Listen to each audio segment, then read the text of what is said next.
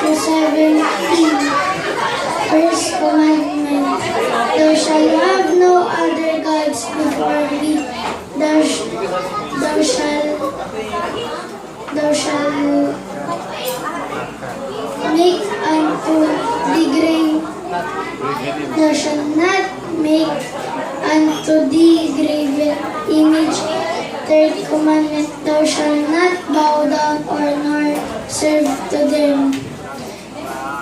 Fourth commandment, thou shalt not take the name of the Lord thy God giveth thee. Thou shalt not take the name of the Lord thy God giveth. Fifth commandment, honor thy father and thy mother, that thy days may be long upon the land which the Lord thy God giveth thee. Sixth commandment, thou shalt not kill. Seventh commandment, thou shalt not commit adultery. Eighth commandment, thou shalt not steal. Ninth commandment, thou shalt not bear false witness against thy neighbor. Tenth commandment, thou shalt not covet thy neighbor's house. Thou shalt not covet thy neighbor's wife. Thou shalt not covet thy neighbor's.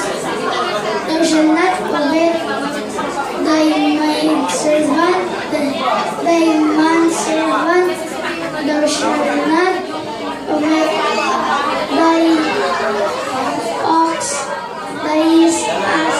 Thou shalt not covet anything in his neighbors.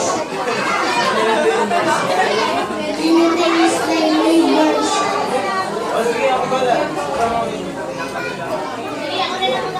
For my grandmother birth